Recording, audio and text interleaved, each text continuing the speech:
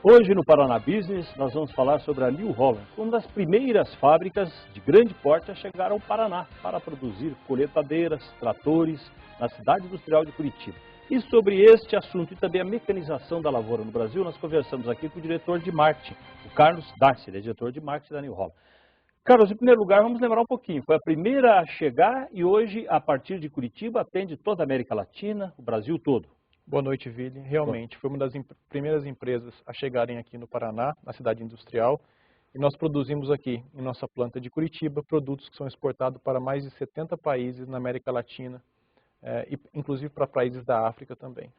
Hoje são o quê? Coletadeiras, tratores principalmente, implementos? Na planta de Curitiba, nós produzimos coletadeiras, tratores e implementos agrícolas, as plataformas de colheita, mas nós temos outras plantas espalhadas pelo Brasil também. Tudo o que está no campo hoje pode ser colhido de forma mecânica? Café, milho, cana, tudo pode ser colhido assim? Praticamente tudo. A agricultura passou por uma evolução muito intensa e hoje, à exceção de grandes frutas e algumas hortaliças, podemos dizer que as grandes culturas do Brasil estão evoluindo rapidamente para a mecanização agrícola. Então hoje a cana, o trigo, o milho, a soja, inclusive laranja, café, azeitona, tudo hoje é possível se fazer uma colheita mecânica.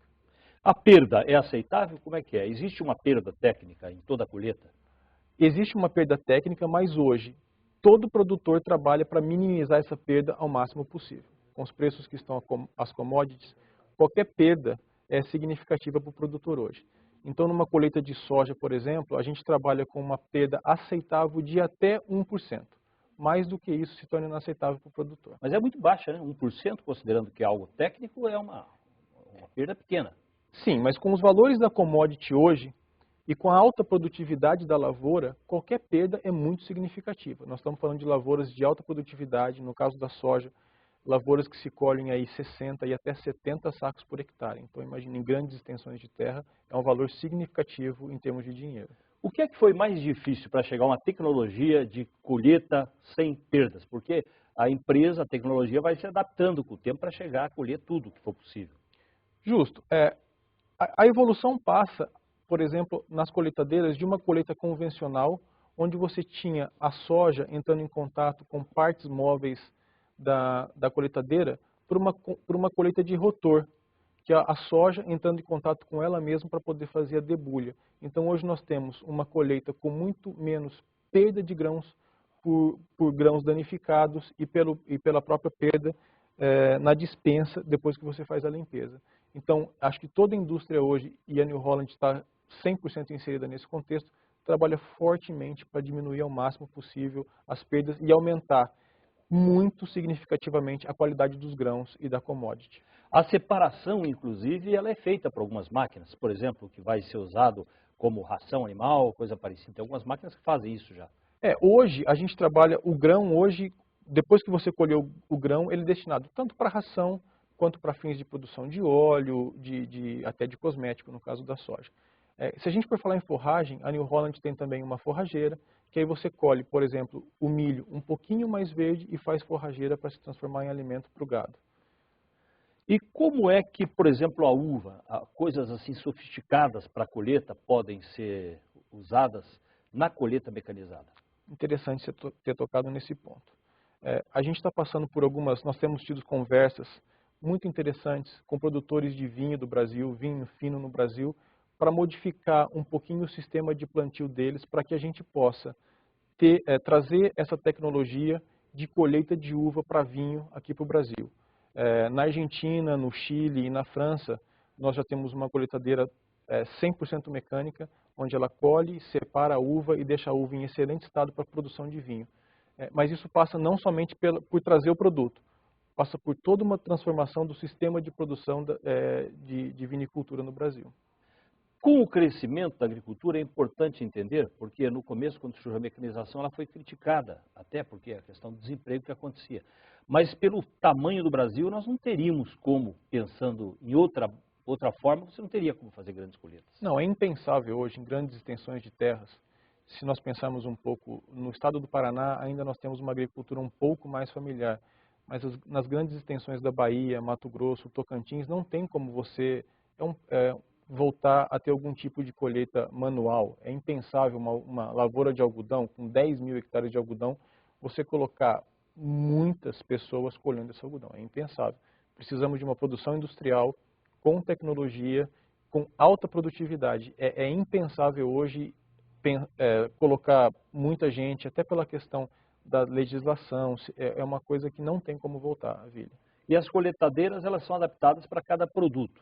A máquina geralmente é muito parecida, mas a forma de fazer a colheita aí depende de cada produto. Depende de cada commodity que você vai colher. Então, quando você vai fazer uma colheita de soja, você faz um setup da máquina. Quando você vai para o milho, você faz outro setup.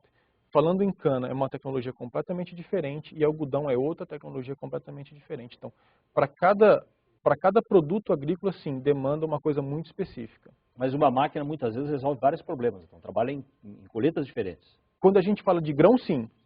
Cana e algodão é diferente. Café é outra tecnologia, como eu disse, uva é outra, mas para grãos a gente trabalha com a mesma estrutura da máquina. O que muda são ajustes internos dessa máquina. E os outros segmentos, os tratores e os implementos, o que é que se pode resolver através desses produtos? Olha, Vili, essa alta demanda pelas commodities, quando a gente fala no mercado mundial, estamos falando de implementos cada vez maiores. Então, a gente precisa de um produto cada vez mais especificado, um trator com mais potência, um trator que contemple já uma agricultura de precisão para você plantar da melhor forma possível, minimizar completamente a sua perda. Então, os tratores hoje são uma parte fundamental para trazer essa tecnologia para o campo. Tecnologia que está embarcada numa plantadeira, num transbordo de cana, para ele andar numa linha certa, evitar compactação de solo. Então, os tratores estão crescendo e estão trazendo junto essa tecnologia. E tratores são de proporções diferentes, de acordo com a necessidade. Tem tratores de grande porte. Justamente. Hoje, aqui em Curitiba, por exemplo, nós produzimos o maior trator fabricado no Brasil, que é um trator da série 8000, T8000, que chega até 385 cavalos. E aí os implementos também. Aquilo que o trator vai puxar, por exemplo, para arar a terra e coisa parecida. São enormes. Nós temos plantadeiras hoje de mais de 30 linhas. Coisa que alguns anos atrás era impensável você plantar 30 linhas de soja ou de milho. Então os tratores estão evoluindo para poder também, o que vem arrastado por esse trator, poder evoluir. Quando passa o trator, ele tem fases? Primeiro o preparo da terra ou essa máquina já faz, o implemento já faz tudo ao mesmo tempo, já deixa a terra plantada? Não, são fases, né? Hoje o Paraná foi o estado que iniciou o plantio direto na palha, então a gente tem uma demanda de trator passando com pulverizador para que a gente possa fazer a dessecação dessa palha. Depois vem o implemento plantando, o pulverizador continua a fazer a parte fitossanitária, de defesa vegetal, e depois vem a nossa colheitadeira. Então são vários implementos trabalhando de formas distintas para melhor produção do produtor, melhor produtividade. E a questão do terreno, porque você tem no Paraná terrenos de pedra, terrenos ondulados, aí na maior parte das situações dá para resolver com esse equipamento, ou tem equipamento diferenciado, ou às vezes até impeditivo? Olha, se não for uma área muito quebrada, hoje o Brasil é uma área de expansão muito grande. Então a gente não vê muita limitação, a não ser área de muita pedra, área muito quebrada, com declive muito acentuado. Fora essas áreas específicas, obviamente, matas ciliares, áreas de rio, então isso tem que ser preservado. Mas em outro contexto, a agricultura ela acha um meio, a evolução acha um meio de se produzir cada vez mais em área cada vez de que antigamente eram impensáveis. Nós vamos para o intervalo, estamos conversando aqui com o Carlos Tarsi, ele é diretor de marketing da New Holland, está falando sobre esse mercado, a mecanização da agricultura. Já voltamos.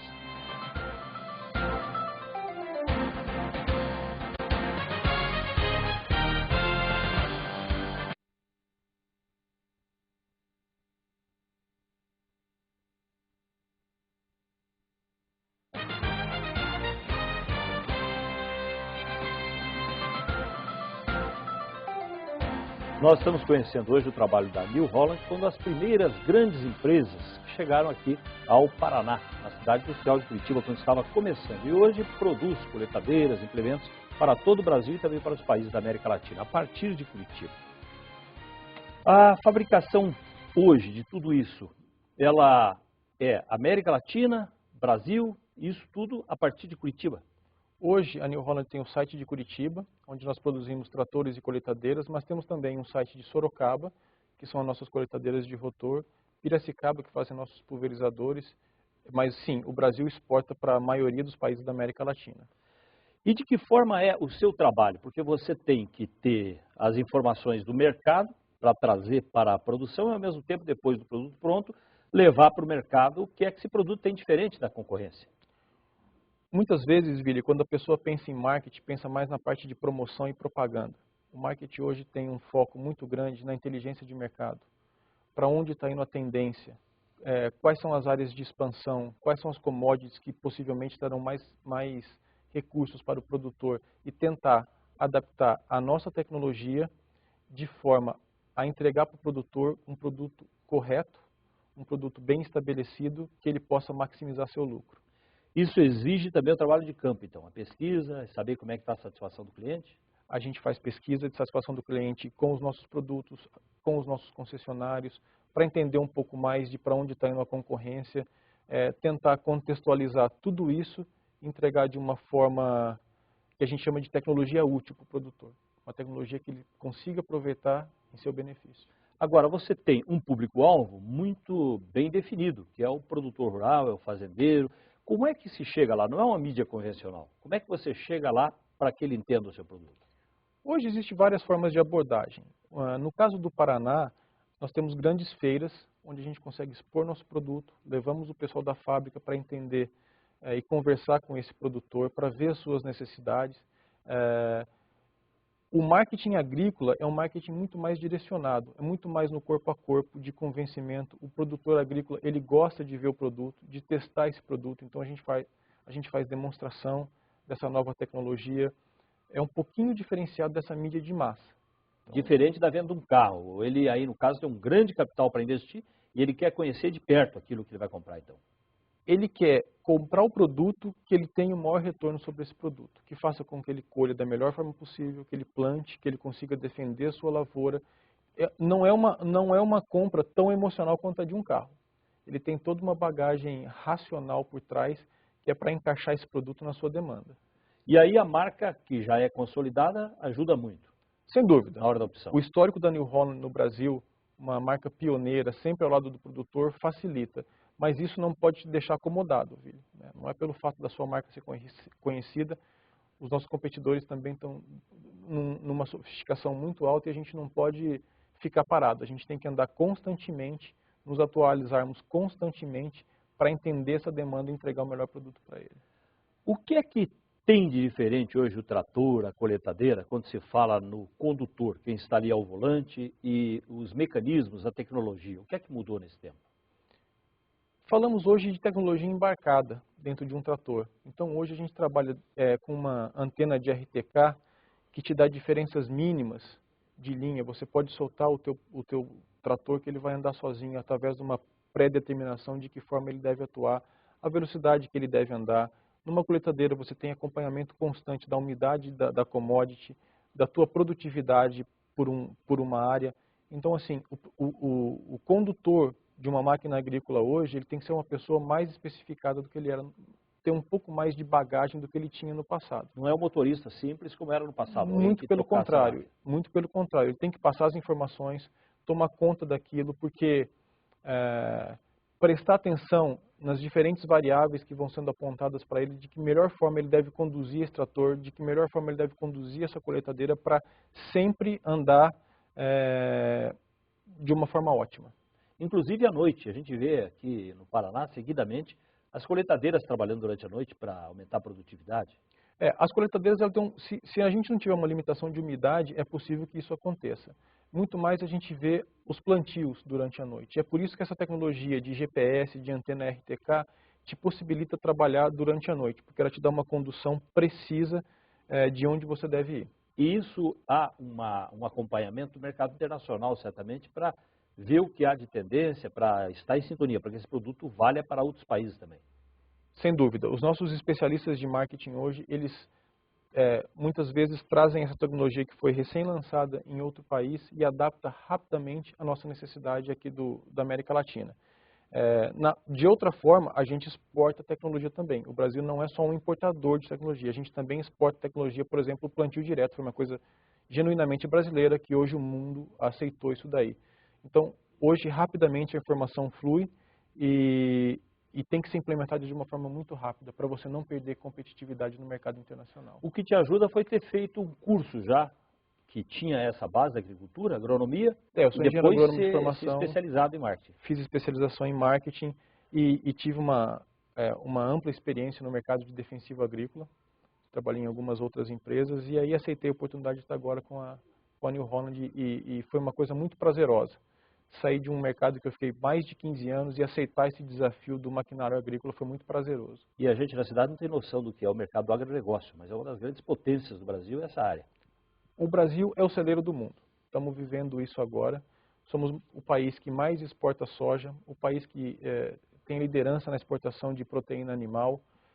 Estamos na liderança do mercado de etanol, de produção.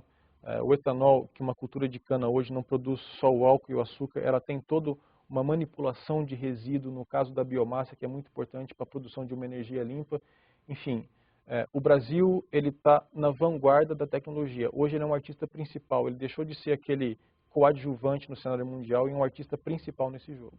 Aquilo que se vê nos Estados Unidos, e foi o que viabilizou a produção americana, que é uma família simplesmente que toca uma fazenda inteira a partir dos mecanismos existentes, isso também está se tornando realidade no Brasil. Então, você com pouca gente, até com um trabalho familiar, pode tocar uma fazenda. O exemplo disso é o nosso Paraná, onde a gente tem uma agricultura familiar muito forte. Com esse aumento da tecnologia, possibilitou que uma família de um pai com seus filhos consigam manejar uma lavoura de uma forma muito boa, uma forma exemplar e ter uma rentabilidade aceitável. Não precisa demandar muita contratação de mão de obra terceirizada. Essas tecnologias estão sim aumentando essa possibilidade da agricultura familiar. E está também na sua área, no marketing, pensar como tornar isso acessível, porque é uma compra de muito dinheiro para a média dos produtores brasileiros. É uma compra de grande valor, mas ela retribui esse valor, ela te traz de volta esse investimento.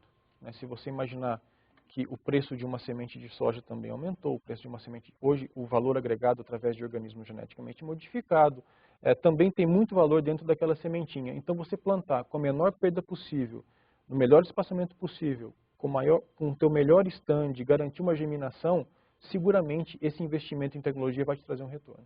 E o financiamento? É o governo que geralmente faz o caminho do financiamento para o produtor rural, para a compra da grande coletadeira? Hoje nós temos as linhas governamentais de financiamento e são extremamente satisfatórias. Nós temos o Finame, no caso do Paraná nós temos o Trator Solidário, que nos últimos anos entregou mais de 10 mil tratores. O financiamento alavanca esse mercado sem sombra de dúvida. Seus grandes clientes hoje estão onde no Brasil? As regiões que estão realmente comprando mais? Olha, o Sul é sempre muito forte. O Sul é sempre muito forte. O Sul é sempre muito forte e quando a gente fala do Sul, até por essa questão da agricultura familiar, a gente fala de um produto um pouco menor, né? Para se adaptar um pouco mais a essa necessidade do produtor. São tratores não tão grandes. Quando a gente vai para o Cerrado brasileiro, uma agricultura extremamente profissionalizada, a gente fala de grandes tratores, grandes coletadeiras, um aumento de potência no campo muito grande. Tá certo. Carlos, muito obrigado pela presença com a gente aqui. Sucesso no seu trabalho. Sou eu que agradeço, Vili. Muito obrigado. Boa noite. Nós vamos para o intervalo. O Paraná Business volta já.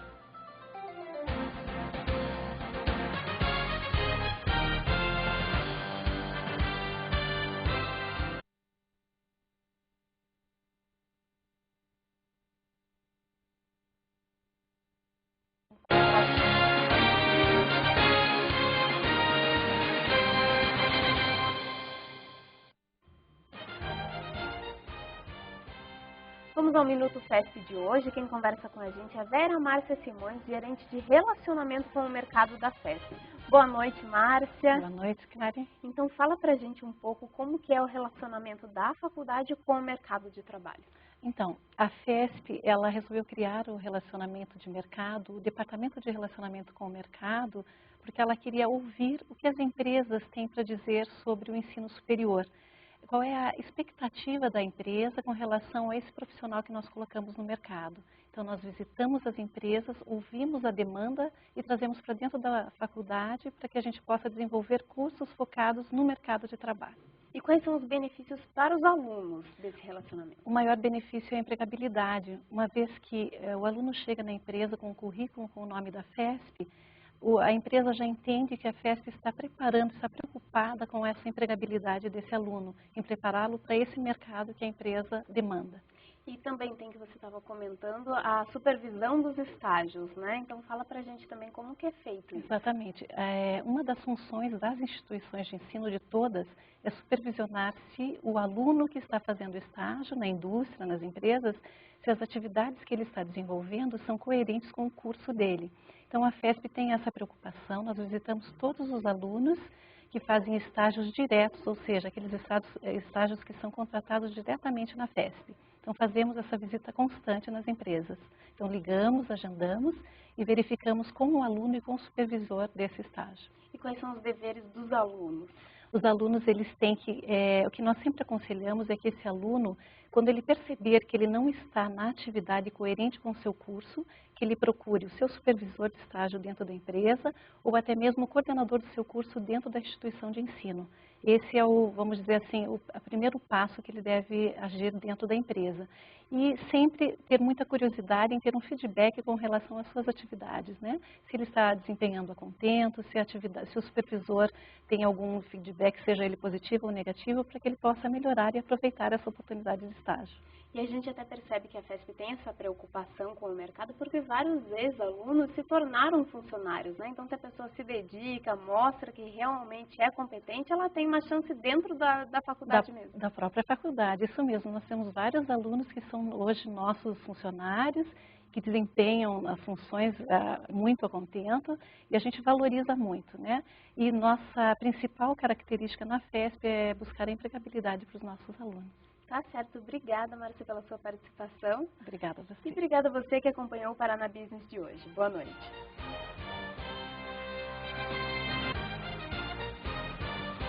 Paraná Business, um estado de negócios. Patrocínio. Vestibular de Inverno FESP. Acesse suacarreirafesp.com.br. E BWT Operadora. Você imagina, a gente te leva. Apoio CBN Curitiba. Realização Brand Curitiba.